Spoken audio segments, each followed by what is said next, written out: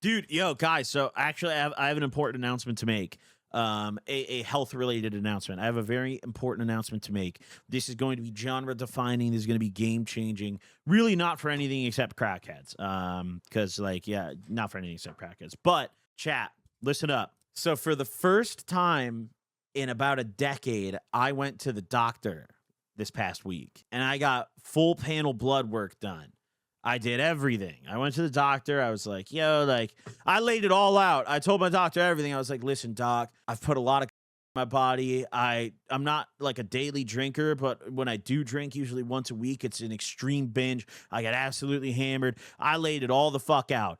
I said, doc, I'm fucked. I've been ingesting poison for 10 years.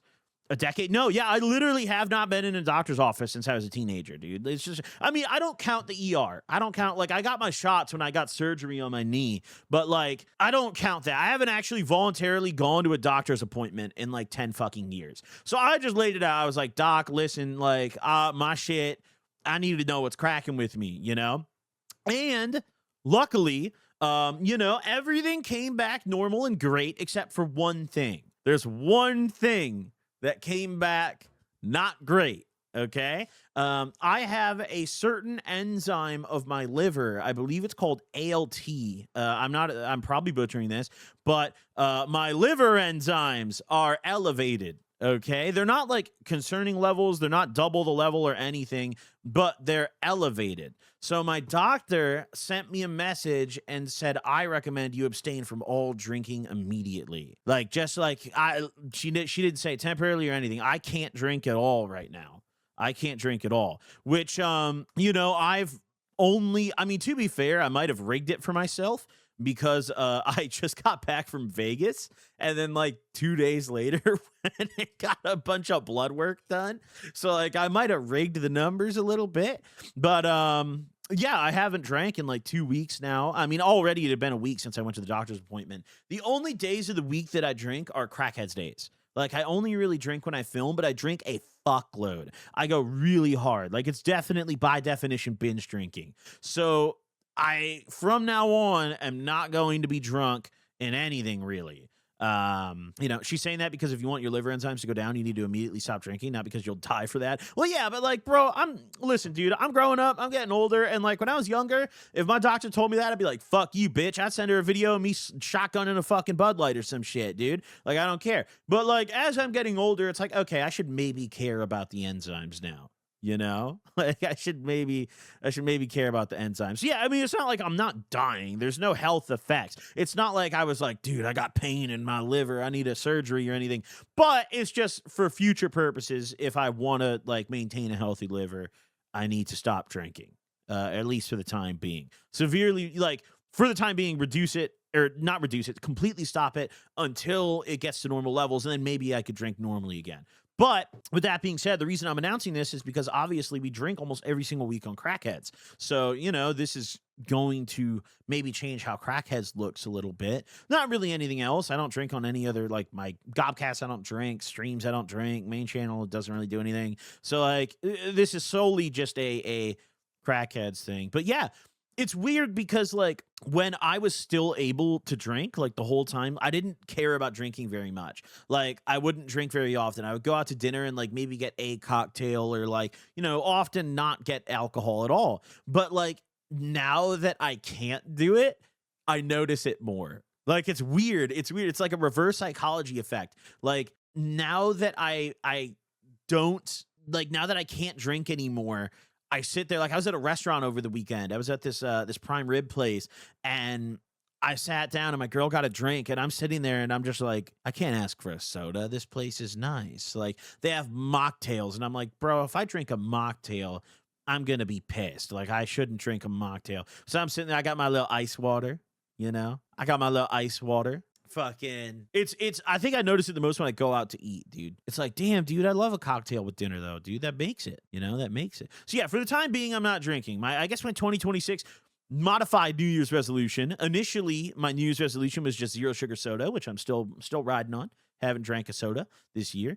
But now add that on with no alcohol. The other thing that it didn't come up, my blood work came back mostly normal on this is I have found out through speaking with my mother that celiac disease runs in my family very deeply. I have like 5 living family members that have it. Including my grandfather. Now, I don't currently think I have it, but I got some blood work done, and my doctor was like, "Oh, by the way, like, there's a certain thing, I don't even remember what it is. There's a certain thing they test for in your blood, like markers for it." And she's like, "Oh, like you could develop it, you know, like you could develop it." For those of you guys who don't know, celiac disease is where you can't eat gluten. So, dude, it's so funny because if you guys have been watching for a while, you've probably heard me talk about. I have an aunt named Carolyn, and she is so like intolerant to gluten that she goes to restaurants with a cooler on wheels full of gluten-free sandwiches and like will sit down at the table and order nothing but a cup of water as the rest of the family's like out to eat and just start drilling gluten-free sandwiches, you know. Lo and behold, the genetic markers are there. It may have been I might hey now, you know.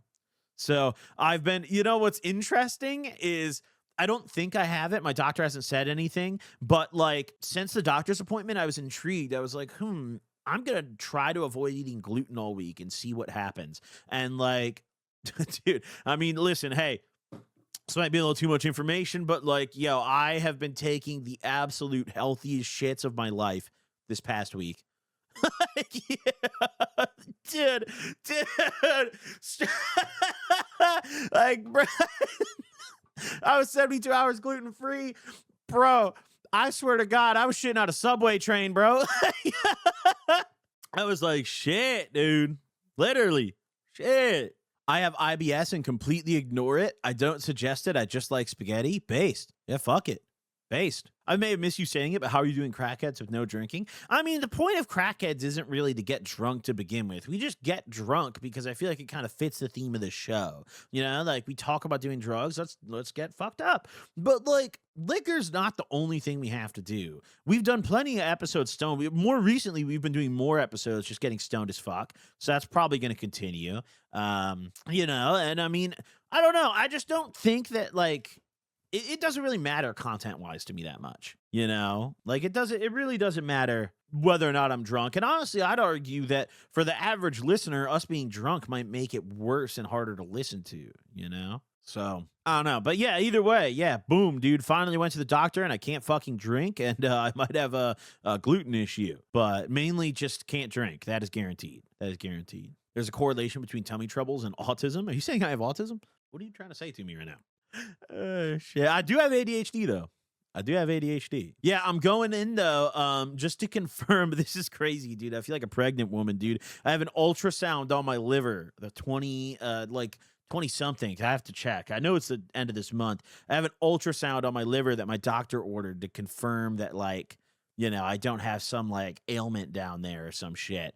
So it should be interesting, dude. I didn't know they gave dudes ultrasounds. I just thought it was a pregnancy thing, dude. Here I am going to get one though, you know? So fuck it. Have you noticed any positive effects from not drinking? I know you didn't drink a shit ton, but just curious. I mean, I never drank enough to like have consistent daily effects even when I wasn't drinking, because I would only drink like once a week. So I guess the positive effect is hangover, like no hangovers anymore. Hangovers are horrible, dude. And as I get older, like they just get worse and worse and worse. You know? Are you gonna smoke more to compensate? I mean, I already have been, dude. Yeah, I already have been for sure. It's funny because like I didn't drink regularly, but now that my brain is like, you can't drink, don't touch that, don't touch that. I don't do well with restrictions. Like if you put me in a room full of right now, I would probably be completely fine. But if you put me in a room full of and you have a doctor come in and tell me you better not do that, I'm destroying it. The whole mound's gone. I'm going to be face down dead on the ground, dude. I can handle temptation. I can't handle being told no. I cannot handle restrictions. So like alcohol was never a big issue for me until the doctor said alcohol was a big issue for me. And now I'm sitting there like, fuck, I can't get drunk right now. I got to smoke more, even though I wouldn't have gotten drunk right now to begin with, you know? Fucking, I don't do well with restrictions. So yeah, I have been smoking more. I mean, I've got my Puffco with me. I've got my cart with me. I've got a in the other room actually I might bring in here later. When you're 30, the hangover starts while you're drinking. Dude, I'm glad I stopped right before that. I've turned 27. I was like, fuck it, we're done, dude. Fuck it.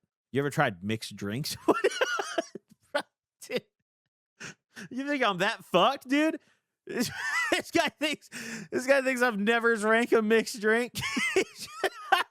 I'm at the restaurant just slamming vodka shots every like 5 minutes, dude. I've never had a cocktail, dude. No, I like vodka crayons a lot though. Rum punch is probably my favorite cocktail. When I used to go to Miami a lot, rum punches were my signature. It was the only thing I drank down there, dude. It just, I don't know, it feels tropical. Feels fitting, But vodka crayons, rum punches. I'll take a little Manhattan maybe if I'm feeling it, I typically actually no. All right, let me modify this. I historically haven't liked whiskey-based cocktails up until like I got a little older. Like I think once I passed 25 and my brain stopped growing, I was like, oh shit. I kind of like these boomer cocktails, Give me an old fashioned, give me a fucking Manhattan, give me something like that, dude, Some fun shit. You ever drank wine and get a hangover the same day? Dude, I fucking hate drinking wine to get drunk specifically, though. I love drinking wine like normally. I think there's like wine's so interesting. There's a million spectrums of wine, but like drinking it to get drunk, I have to drink a lot, dude. I have to drink a lot. And then I get hungover, and then if I drink red wine, I start throwing up red, and like that's not good, That's not good. Said you took a couple of shots before Gobcast to kind of ease. You're going to try and do something else to thug it out. I usually will take like one shot right before a guest gets there just to ease into the intro. Because specifically when I'm sitting down with a stranger on the Gobcast, the first like 10, 15 minutes of the conversation are difficult for me. Once I've like gotten the flow going and like talked to someone a little bit, it's easy, bro. I could turn my brain off. I could close my eyes and run a whole pod. But like initially I always get a little anxiety sitting across from someone who like I've never met before and getting ready to interview them. I'm like, dude, this is just weird.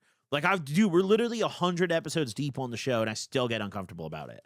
Like I sit there and like it's someone that I've been researching and like I've spoken to and interacted with and I know about them all around and like, fucking I just still like get nervous about it every time, It doesn't really matter. Doesn't really matter. So I don't know. I'll probably just get used to it, It is what it is, I get nervous ordering food. I mean, I'm not like that, But yeah, podcasts are a little different because you just never know how the conversation's going to go. The thing that makes me the most like anxious whenever I'm about to film a pod is definitely like not knowing what kind of like speaker the person's going to be. Sometimes when I sit down with someone, it's the most free episode ever because they're just going to sit down and just start firing off, just speak for like 3 hours. And I don't have to do shit. I don't have to think. There's no stress. There's never a point in the conversation where I have to pick it up. They just send it. People like Louis Ziskin, for example, that motherfucker will pull up and drill for 4 hours and leave. And I won't have to ask a single question. Fucking on the other hand, there's certain guests I've had where like they'll like I struggled to get the cadence of their speaking, like they'll be talking and I'll be sitting there intently listening, like thinking they're halfway through a sentence, and then they'll just stop. They'll just like stop, and I'll just be sitting there like, what the fuck? Like what that was like, how are you just done here? Smoking up, sitting down, and getting lost in the sauce. In a scary way. Yeah, see, that's the thing. I'm going to be just bone sober for Gobcast interviews now because I don't smoke on Gobcast interview days at all. On call days, I do definitely get stoned. But on interview days, I don't smoke at all. I won't hit my car. I won't take a single fucking drop. So, I'm probably just bone sober for Gobcast now.